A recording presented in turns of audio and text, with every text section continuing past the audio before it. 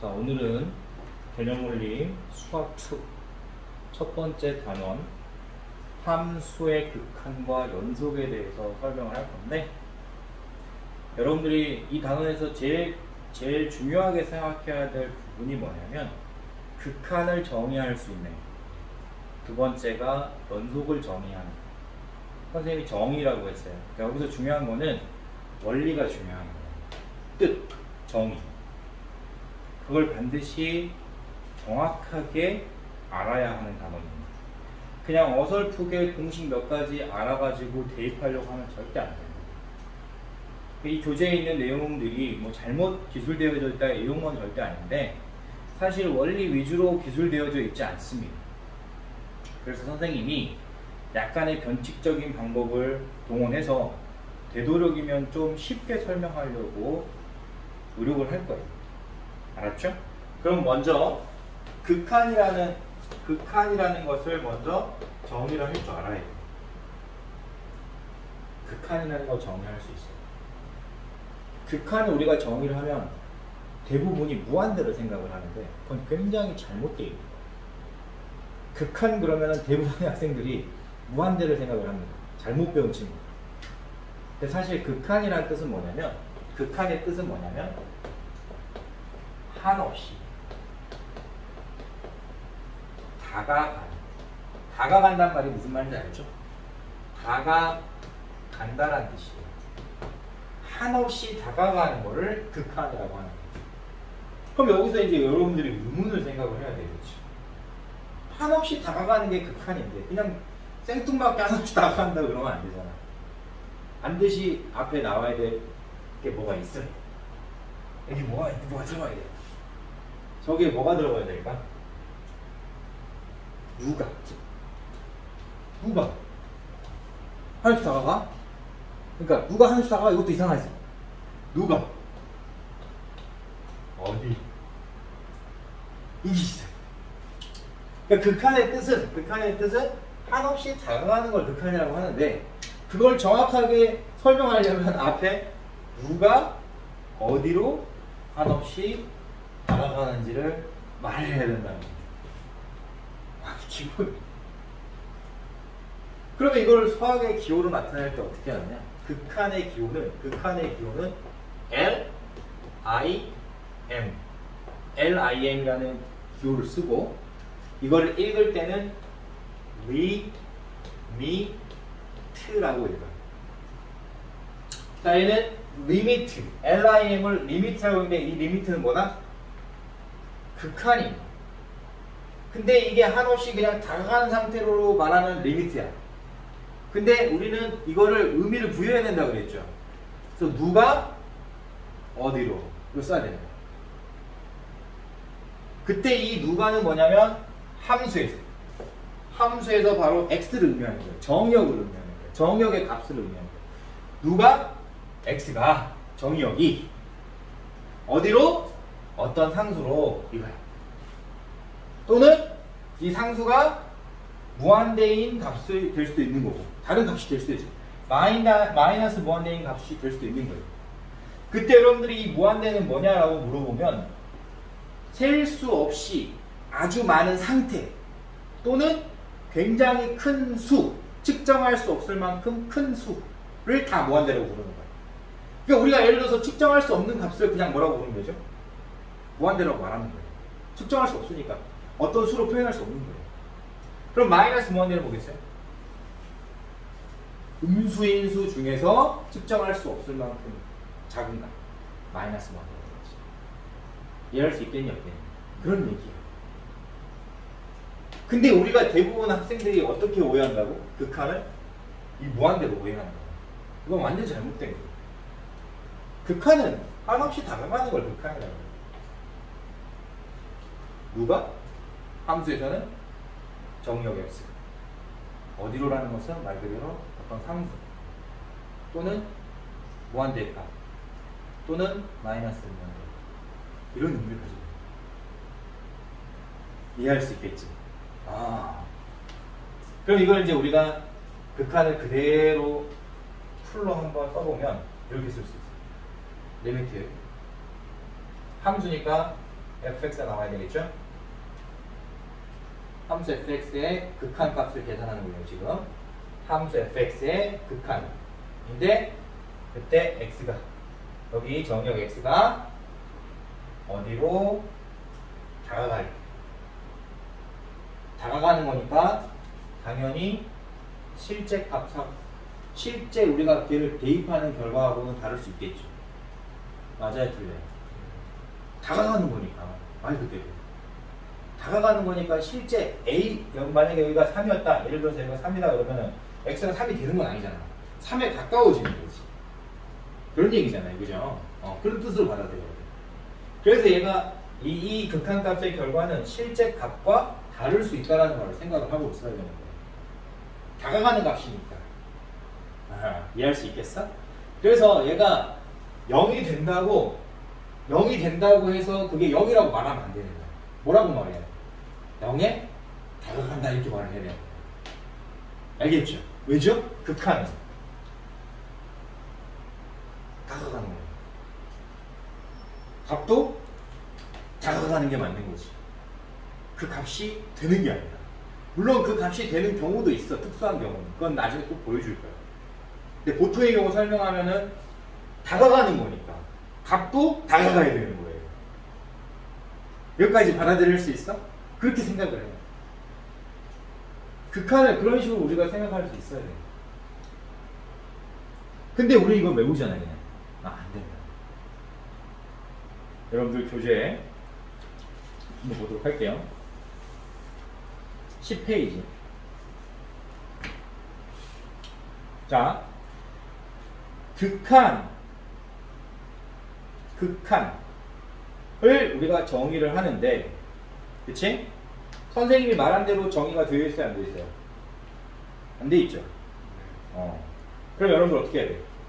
수정을 해야 되겠지? 저 제일 위에 함수의 극한에서 극한에 동그라미를 치고, 함수의 극한의 극한 부분에 동그라미를 치고, 뭘 적어야 되겠죠? 극한 동그라미 이렇게 치고, LIM 적고, 표현은 LIM 리미트로 읽어주고, 표현은 기호는 LIM을 쓴다 라고 하고, 알겠지? 정의는 한없이 다가간다는 뜻이다 라고 말을 해줘야 돼요. 그때 그냥 한없이 다가간다고 하는 게 아니라 함수에서는 정역 x 어디로 한없이 다가간다 라는 표현으로 이런 표현을 사용합니다. 이게 맞는 표현이에요. 근데 여기 10페이지에서는 1번, 2번 박스 나누고 이상하게 설명했죠? 의미 있어요, 없어요? 없는 겁니다. 그래프도 볼 필요도 없어요. 알겠어요? 좋습니다. 그럼 여기서 이제 선생님이 극한을 배웠으니까 이제 극한 값에 대해서 배워야 되는 거죠. 극한을 배웠으니까. 이해되겠니? 그럼 여기서 함수의 극한이라면 극한 값은 뭐로 표현해야 되겠죠? 함수의 극한 값으로 정의해야 되겠죠. 함수의 극한 값으로 정의해야 되겠죠. 맞습니까? 네, 좋아요. 그래서 선생님 다시 한번 표현해 볼게요. 리미트가 뭐였죠? 극한. 누구의? 함수 fx. 극한. 그때 이 x, 정역 x가 어디로 다가갈 때. 이때 어디는 상수이거나 무한대 개념이거나 마이너스 무한대 개념인 것이다. 그때 이 극한 값이 존재하려면 존재. 값으로 존재한다는 건 뭐죠? 수로 표현이 가능하다는 얘기예요. 존재한다는 건 무슨 말이라고? 수로 표현 가능할 때를 얘기하는 거예요.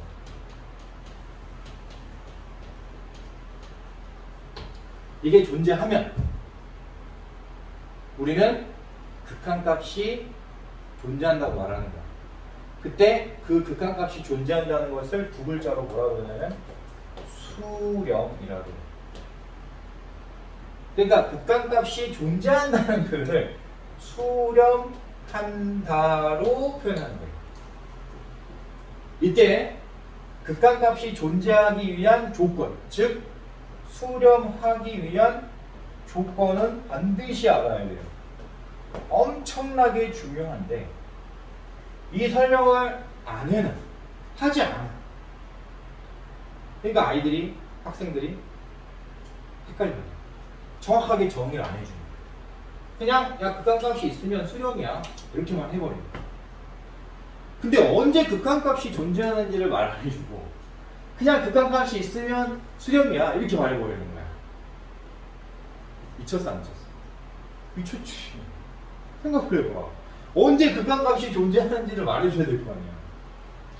그게 언제 어떻게 됐을 때 우리는 극한값이 존재하는 걸로 인정하겠다. 왜? 다가가는 값이라고 그랬잖아. 다가가는 값이니까 실제 그 값이 아닐 수도 있다고 그랬잖아요. 그러니까 다가가는 상태에서 어떻게 되면 어떻게 다가가면 얘는 극한값이 존재하는 거지? 이거를 정의해 줘야 되는 거예요. 알았어요? 그래서 두 가지 의미로 가는 거예요.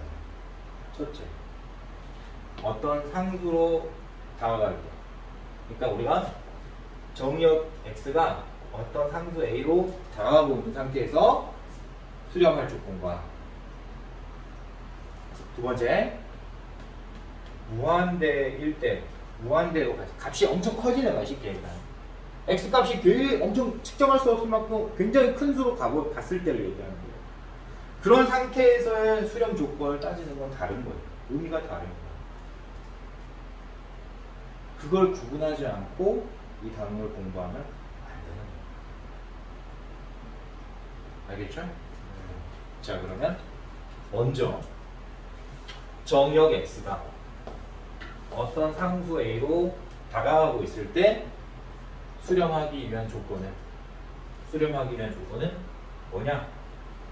바로 상수로 다가가는 상태를 우리가 잘 기억해야 되는데, 선생님이 예를 들어서 숫자가 여기가 만약에 1이었다고 치자. 1로 다가간다는 것은 어디에서 1로 다가가는 거지? 이걸 알아야 되는 거야. 근데 1이라는 숫자로 다가오는 방향이 두 방향일 수가 있다는 거야. 1로 가까워지는 방향이 두 방향인 거야. 어디서? 왼쪽에서 1로 가까워지고 있을 때. 이걸 뭐라고 그러냐면은 1보다 작은 수에서 1보다 작은 수로 다가가는 거죠. 다가가는 거니까 1이 되지는 않아. 근데 1 왼쪽, 1보다 작은 쪽으로 다가가는 거거든. 그러니까 쉽게 얘기하면 1보다 작은 수로 다가가는 거예요. 그런 상태 하나와 오른쪽에서 1로 다가가면 어떻게 되죠? 1보다 큰 수가 되겠지. 오른쪽에 있으면 1보다 크고 왼쪽에 있으면 1보다 작잖아. 수직선에서. 그러니까 1보다 작은 수로 다가갔을 때랑 1보다 큰 수로 다가갔을 때 이걸 따져야 되는 거예요. 1로 다가간다는 의미는 이 두 가지 의미를 내포하고 있는 거야. 이해되겠니? 그때 1보다 작은 쪽을 뭐라고 부르냐면 좌극한이라고 해요. 1보다 작은 쪽을 왼쪽이니까 왼쪽의 극한값이라고 해서 좌극한이라고 부르고, 오른쪽을 뭐라고 부르겠어요? 우극한이라고 부릅니다. 이해되죠? 그때 우리가 좌극한을 어떻게 표현하냐면 1보다 작다라는 표현으로 1 빼기 0 이렇게 쓰는데, 0을 생략해서 그냥 1 하고 빼기만 쓰면 그게 1보다 작은 거야. 작은 값으로 다가가는 거야. 이걸 얘기하는 거야. 그러면 1 플러스 0 이게 쓰면 원래 플러스 0, 0 쓰는데 0을 생략해서 1 플러스라고 쓰면 어떻게 되죠? 1보다 큰 수로 다가간다는 이런 의미, 그런 뜻을 받아들여요. 그래서 좌극한에는 뒤에 마이너스가 붙고 우극한에는 뒤에 플러스가 붙는 거야. 앞에 플러스 마이너스 붙는 게 아니야. 이해할 수 있을까 없을까? 있겠지? 그때 이 좌극한과 우극한이 같은 값으로 다가가야 돼. 이해돼요? 자, 이거를 이렇게 쓸게. 리미트 fx, 함수 fx의 극한이 x가 a의 좌극한, a-의 좌극한 값과 a의 우극한, a 플러스 우극한의 값이 어떨 때? 일치할 때. 너 좌극한의 결과랑 다가가는 값이랑 좌극한이 다가가는 값이랑 우극한이 다가가는 값이 똑같으면 너 수렴하는 거야. 존재하는 거야. 이거 알아야 돼. 그럼 여러분들이 앞으로 정역 x가 어떤 상수로 다가가는 극한 문제가 출제되는데 그게 수렴한다 또는 존재한다라고 표현했다는 것은 얘를 만족했다는 걸 알아야 되는 거예요. 너가 만족되어진 상태라는 걸 알아야 되는 거예요. 이걸 반드시 기억할 수 있어야 돼요. 좌극한과 우극한이 같은 값으로 수렴할 때만, 같은 값으로 다가갈 때만 우리는 수렴한다고 말하는 거야. 이게 만약에 3으로 다가가는데 너는 4로 다가갔어. 그러면 이건 수렴하지 않는 거예요. 알겠죠? 받아들일 수 있어요, 없어요? 네. 있죠. 두 번째, 네, 선생님이 이거는 어떤 상수로 다가가는 상태를 설명해줬고, 두 번째, x가 무한히 큰 값으로 다가갈 수도 있잖아요. 그렇죠? 무한히 큰 값으로 다가가거나 또는 무한히 작은 값으로 다가가거나 둘 중에 하나일 건데, 이건 의미는 같으니까 일단 무한히 큰 걸로 설명할게요. x가 무한히 큰 값으로 다가가면 언제 우리는 수렴한다고 표현할 수 있느냐 라고 하면 우리가 이제 이거를 이렇게 설명해요. 어떤 값 이후부터 그 값은 정해지지 않았어. 그러니까 어느 순간 이후부터 그 값이 계속 똑같은 결과를 가지고 있다면, 어떤 값 이후로 계속 그 값이 어떤 일정한 수의 값으로 존재한다면 우리는 수렴하는 거야. 예를 들어서 얘가 1인데 그 다음에 마이너스 1이 되고 그 다음 또 1이 되고 그 다음 마이너스 1이 되고 이러면 일정한 값 이후로 계속 똑같은 값 나와야 안 나와요? 안 나오죠. 한 번 1 나오고 한 번 마이너스 이렇게 달라지잖아. 그러니까 그럴 때는 수렴한다고 말하면 안 되는 거예요. 어느 순간 이후부터 계속 똑같은 값만 계속 나와야 돼요. 그게 다른 값이 나오면 안 된다는 거예요. 그러니까 우리가 x가 무한히 큰 수로 다가가면, 무한히 큰 수로 다가가 버리면 그때 수렴하려면, 무한히 큰 수로 다가갈 때 수렴하려면 어느 순간 이후부터는 계속 일정한 값이 만들어져야 된다는 걸 얘기해요. 그게 바로 수렴입니다. 그게 이 얘기는 무슨 말이냐? 이 얘기는 무슨 말이냐? 자,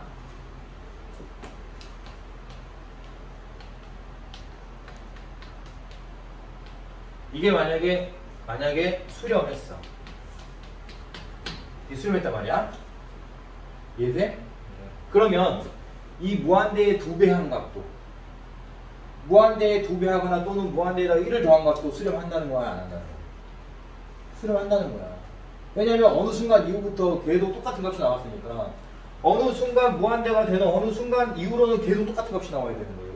그러니까 이 뒤에 뭐 1이 더해질 거든 많이 더해질 건 1000이 더해질 건 상관없이 모두 그 같은 값으로 수렴해야 된다는 걸 의미하는 거야. 이걸 반드시 기억하고 있어야 돼. 그러면 나중에 수렴한다라는 표현이 있잖아? 아, 그러면 이제 우리는 그걸 쓸 수가 있나. 예를 들어서 이런 거. fx가, 리미트 fx가, 이건 처음부터 그냥 알려주는 거예요. 3에 수렴했다고 쳐. 그러면 리미트 fx 플러스 3은 어디에 수렴해? 이거 이제 물어보는 거야. 이해돼? 그럼 여기에 3이 더해져 있잖아. 3이 더해졌으니까 얘한테 3 더해진 값으로 수렴할 것 같지? 그게 아닌 거예요. x가 무한히 커지면 얘도 어차피 무한히 커지는 거잖아. 똑같이 둘 다 무한히 커지는 거야. 그러니까 어느 순간 이후부터는 계속 3만 나와야 되는 거예요. 근데 여기 x가 x 플러스 3이 됐다고 해서 답이 3만큼 늘어나는 건 아니야. 알았지? 그래서 뭐가 중요해? 정의역이 중요해. 너 정의역이 무한히 커졌어. 그럼 무한히 커진 수에 3 더한 숫자도 어차피 그 이후로 똑같은 값이 계속 나와야 되는 거니까 너도 3 나와야 돼. 이렇게 말하는 게 맞는 거지. 여기에 3 더해서 거기서 3 더하고 그러면 안 돼요. 그럼 여기 2x는 어떻게 될까? 그러지 마. 똑같이 무한대잖아. 무한대 어느 순간 이후부터는 계속 3이 나와야 돼. 그럼 너도 3인 거야. 받아들여? 그런 식으로 가는 거예요. 그런 식으로 가는 거야. 이걸 기호를 해야 되는 거야. 왜? 수렴 조건이 다르거든. 어느 순간 이후부터 이 기호에 있는 값은 다 똑같은 값이어야 돼. 똑같은 값으로 다가가고 있어야지만이 수렴이라고 말하는 거야. 중간에 어떤 한 애가 다른 값으로 다가가면 수렴이 안 되는 거예요. 받아들일 수 있어요? 그렇지. 이게는 이제 이런 것들을 그래프로 확인하는 게 이제 여러분들 교재에 있는 내용들인데 이게 되니 그래프로 확인하는 작업도 거치면 좋긴 하겠죠. 되겠습니까? 그러면 이제 수렴하지 않을 때를 뭐라고 부르냐 이제 이런 조건을 만족하지 않으면 이제 뭐라고 부르냐면 발산이라고 해요. 그러니까 수렴하지 않는다를 뭐라고 부른다? 발산이라고 부릅니다. 그러면 우리가 어떤 상수로 다가가는 극한값에서 수렴하지 않았다, 즉 발산이 됐다는 건 뭘 의미하는 거예요? 좌극한과 우극한의 값이 일치하지 않았거나 또는 좌극한 또는 우극한의 값이 존재하지 않았을 때를 얘기하는 겁니다. 그러니까 쉽게 얘기하면 그냥 좌극한과 우극한이 값이 없거나 존재하지 않거나 측정할 수 없거나 또는 좌극한의 값과 우극한의 값이 서로 달랐을 때를 얘기하는 거죠. 이해되겠어요? 그러면 무한대로 우리가 x값이 무한대로 다가가는 경우에는 어떻게 되는 거죠? 그게 수렴하지 않으면 어떻게 되는 거죠? 아까도 있지만 어느 일정한 수 이후부터 계속 똑같은 값이 나오지 않았다. 그럼 똑같은 값이 나오지 않았다는 말을 우리가 어떻게 해석해야 되느냐? 계속 커졌거나 계속 작아졌거나 그런 식이지.